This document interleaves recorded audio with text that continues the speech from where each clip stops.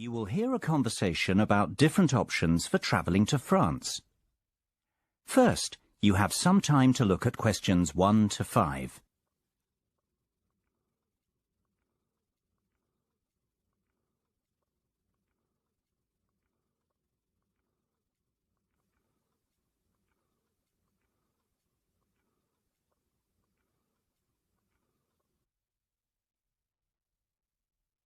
Good morning. Hi. How can I help you? I'm looking for information about travelling to France. I'm studying in Nice next year and need to go there in September. I'm thinking of driving, so I guess it's either through the Channel or by ferry. I think the ferry's a lot slower, isn't it? Indeed it is. It takes around 9 hours from London to Paris, including the overland bits. And usually it's more expensive too, unless you book well ahead of time. Then sometimes the ferry's more affordable. How much does it cost? Well, when you take the train and the ferry now, you must buy your tickets separately. Actually, I'd prefer to take the Channel. How much does that cost? That depends on your travel date and availability of tickets, but you can expect to pay about £50 each way for the car, in addition to your passenger fares. It's not cheap. No. Will you be using your car a lot while you're in France? Not really, but I'll have a lot of luggage, so it seems like the easiest way. Besides, I hate flying. Driving is never the easiest way to get from the UK to France, I'm afraid. And of course, your steering wheel will be on the wrong side when you get there. If you're not going to need your car when you arrive, may I suggest leaving it at home and travelling by train? It's much faster, more affordable, and you can take as much luggage as you need. There aren't limits. Oh, I didn't know that about the luggage. That's good. It would certainly be more relaxing, I suppose. OK, tell me about the train. It's definitely the most popular option these days. Eurostar has now captured over 70% of the London to Paris market from the airlines. And maybe this has something to do with the fact that 92.4% of Eurostar trains run on time, against just 65% of flights on the same routes. From central London to central Paris, Eurostar is faster than flying as well. And the Eurostar is what exactly? A train company? Oh, sorry. The Eurostar is the high-speed passenger train that runs from London to Paris via the Channel Tunnel. Eurostar can reach 186 miles per hour, and the journey takes just 2 hours 15 minutes. Before you hear the rest of the conversation, you have some time to look at questions 6 to 10.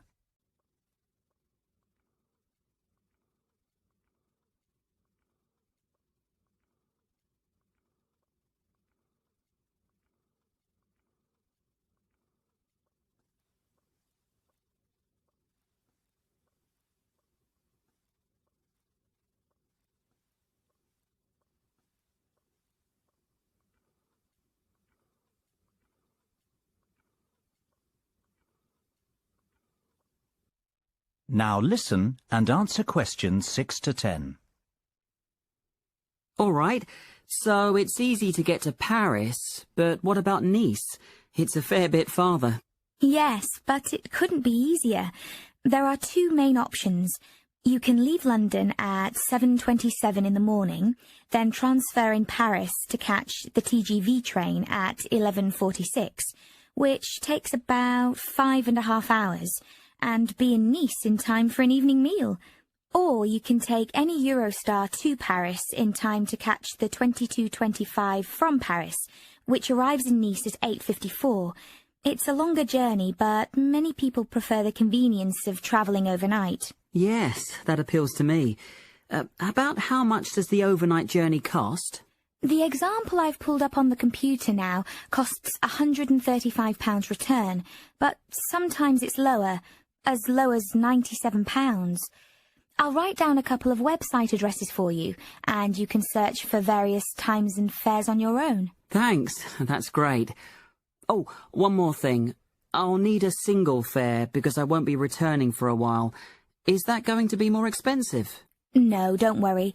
Singles are approximately half of the return fare, though this wasn't true several years ago, when it wasn't uncommon for a return to be cheaper than a single. Okay, this sounds good. But what about flying? Is that an option? If you aren't going to opt for taking the train, flying is another good option. While the train's the fastest way to travel from London to Paris, you can actually save time by opting to fly from London to the south of France. I guess there's an airport in Nice, isn't there? Yes, the Nice Côte d'Azur airport. It's about 7 kilometres from the centre of Nice. Since it's the third most important airport in France, after Charles de Gaulle and Orly in Paris, there's no shortage of flights. Oh. Do you know exactly how long it takes? 2 hours. That's quick. Yes, but you need to consider that you'll lose time checking in and waiting to collect luggage and such. And of course, there's a baggage allowance. True. All right. Thanks very much for your help. I've got a lot to think about now. No problem at all. Feel free to come back if you have more questions. You now have half a minute to check your answers.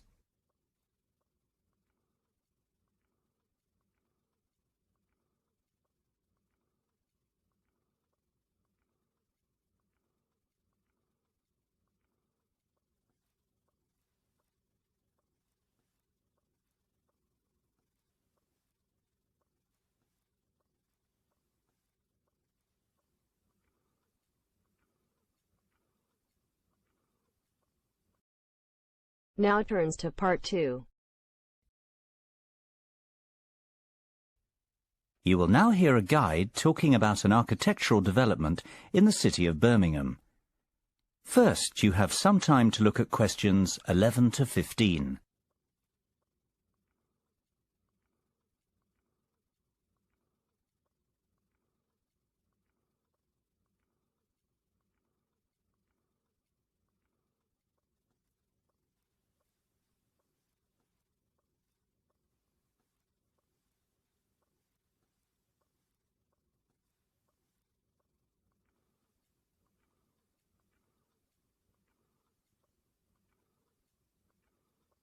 Now listen carefully and answer questions 11 to 15.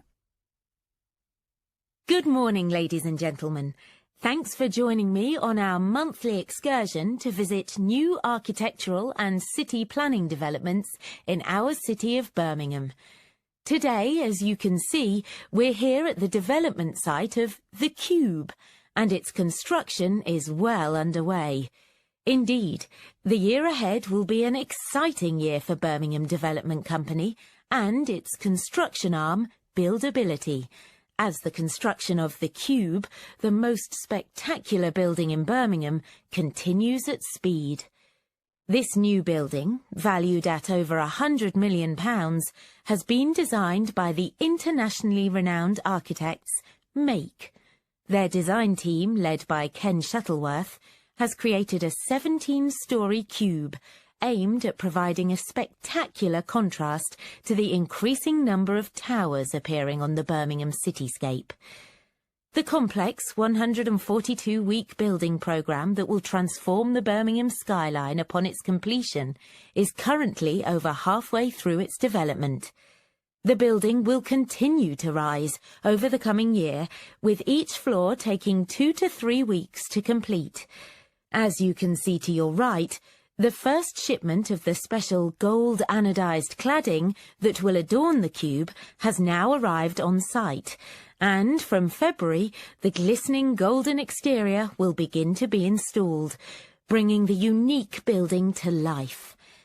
Late summer will see the topping out of the concrete frame of the cube structure, with the intricate metallic fretwork screen beginning to take shape in the early autumn. Before you hear the rest of the talk, you have some time to look at questions 16 to 20.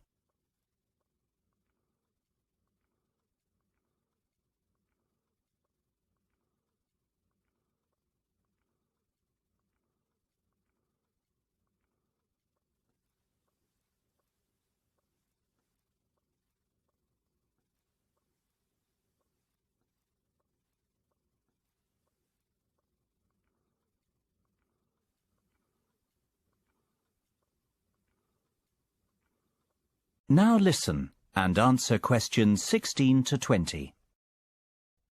What has been accomplished to date in the city's regeneration has been nothing short of amazing. Yet we hope to set a new benchmark for developments in Birmingham. The Cube will bring forward a new standard of architecture and a building which will not only be Birmingham's most striking waterside location, but also one which is identifiable around the world. The Cube breaks all the boundaries of what has been achieved in Birmingham so far. The finished Cube will be a mixed-use building.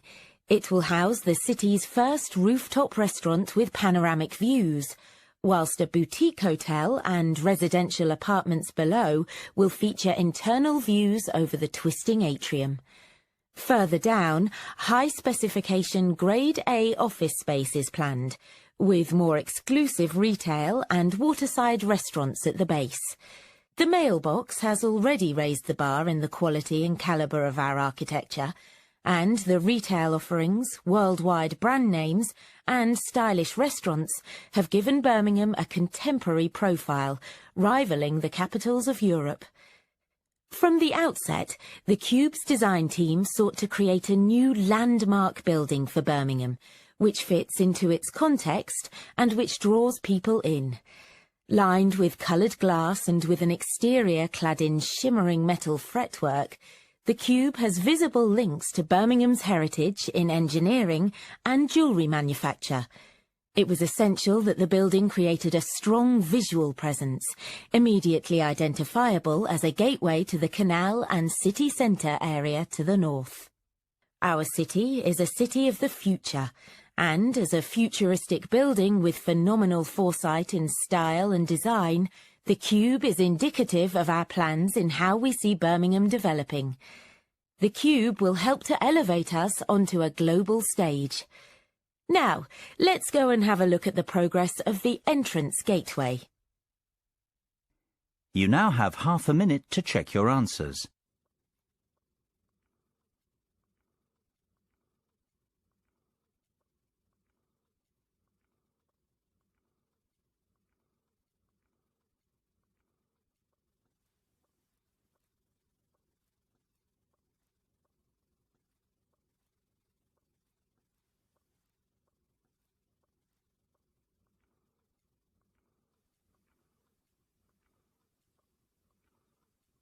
Now turns to part 3.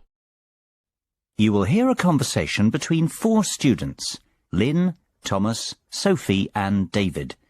They are talking about one of their tutors, Marlena. First, you have some time to look at questions 21 to 25.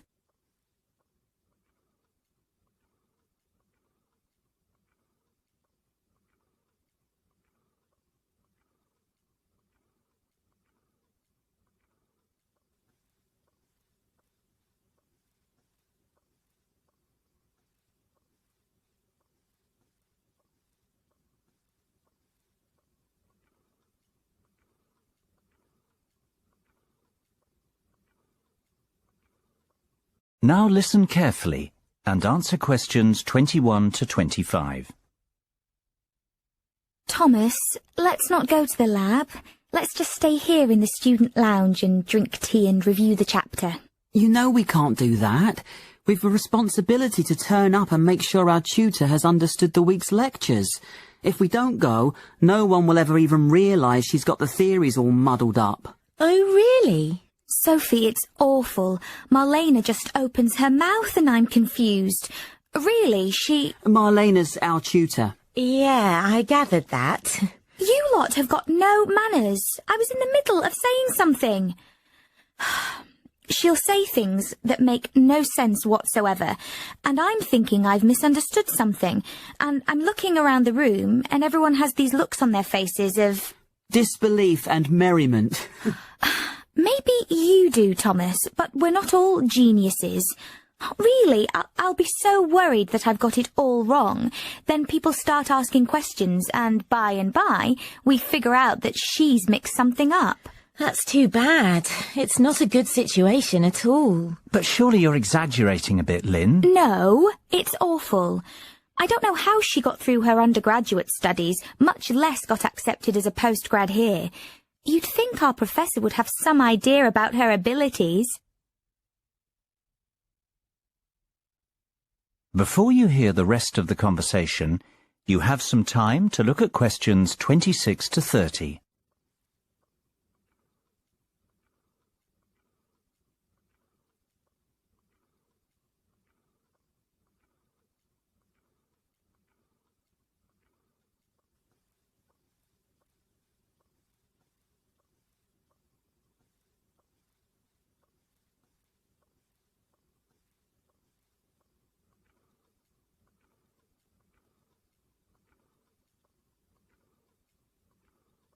Now listen and answer questions 26 to 30.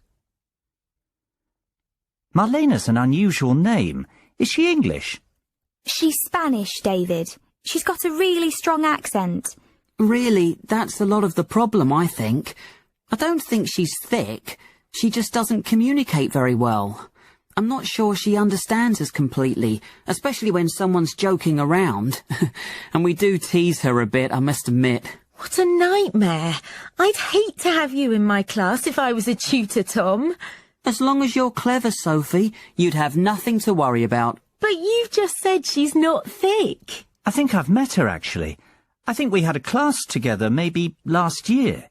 She was really shy and quiet, hardly spoke the whole term. But she was always smiley and friendly. She seemed nice, actually, and I think she got one of the highest marks in the class. Maybe you've all picked on her so much that she's so nervous that she can't think clearly. Ever think of that? But we don't need to babysit. We need help. It's a difficult subject. Has anyone ever gone up and asked her for help individually? Yes, actually, I have.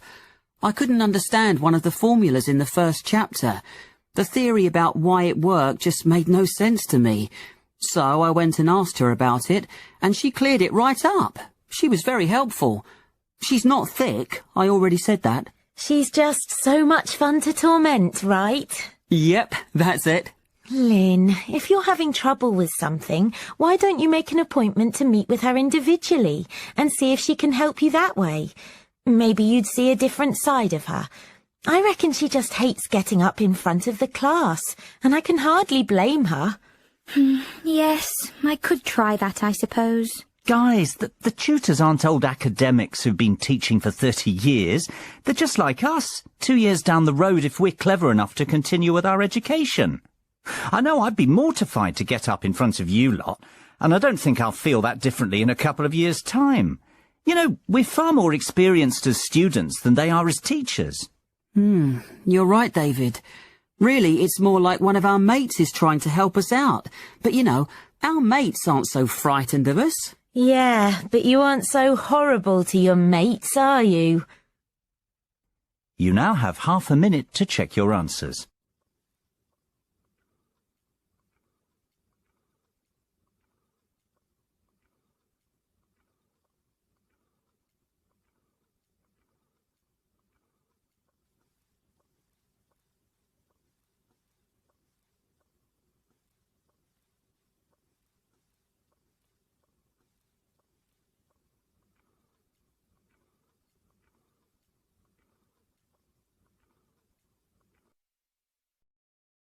Now turns to part 4. You will hear a lecture on the illness tuberculosis. First, you have some time to look at questions 31 to 40.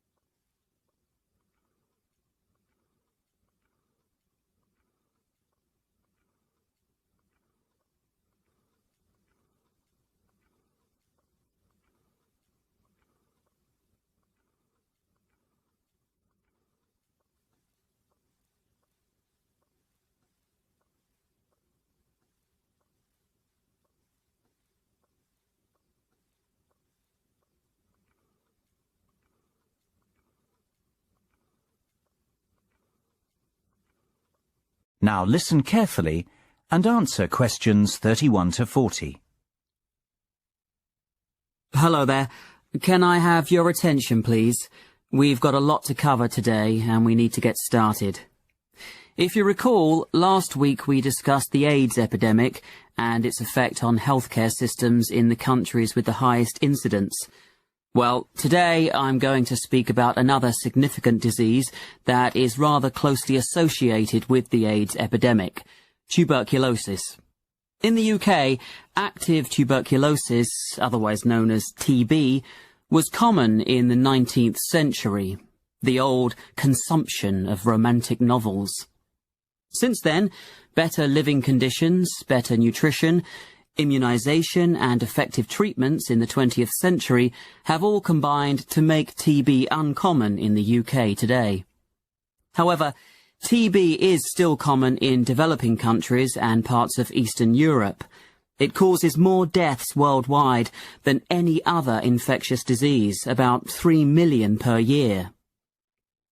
This is a tragic statistic, since TB is now generally a curable disease. Overall, 1/3 of the world's population is currently infected with the bacteria that cause TB. However, people infected with TB bacilli will not necessarily become sick with the disease. The immune system walls off the TB bacilli, which, protected by a thick waxy coat, can lie dormant for years. It's estimated that 5 to 10% of people who are infected with TB bacilli, but who are not infected with HIV, become sick or infectious at some time during their life. Left untreated, each person with active TB disease will infect on average between 10 and 15 people every year.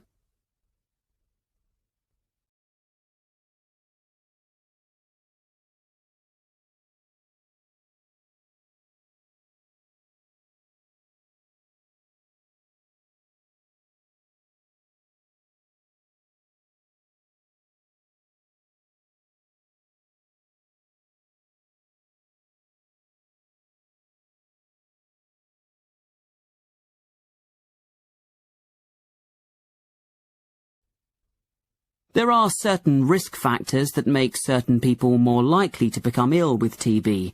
When people's immune systems are weakened, their chances of becoming sick are greater, for example, due to HIV infection, immune-suppressing treatment, or alcohol or drug addiction. Age is also a factor, with babies, young children, and the elderly being most susceptible. In addition, poor nutrition and lack of vitamin D are linked to TB. Finally, TB is more common in certain environments, such as among homeless people, among prisoners, in large cities, and in more impoverished areas. Until 50 years ago, there were no medicines to cure TB. Finding medicines to cure TB was a tremendous breakthrough.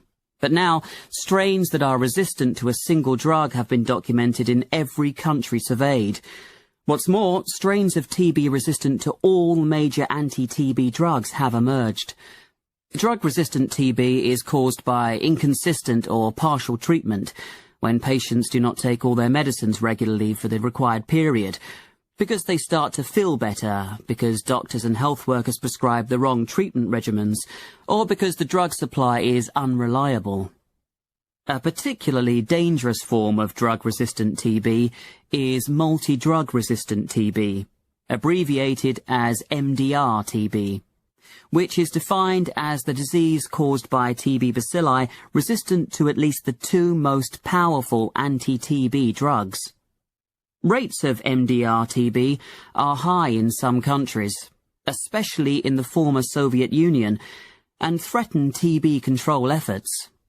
While drug-resistant TB is generally treatable, it requires extensive chemotherapy, up to 2 years of treatment, with second-line anti-TB drugs. These second-line drugs are more costly than first-line drugs, and produce adverse drug reactions that are more severe, though still manageable. The recent emergence of extensively drug-resistant TB, called XDR-TB, particularly in settings where many TB patients are also infected with HIV, poses a serious threat to TB control, and confirms the urgent need to strengthen basic TB control and to apply the new WHO guidelines for the management of drug-resistant TB. You now have half a minute to check your answers.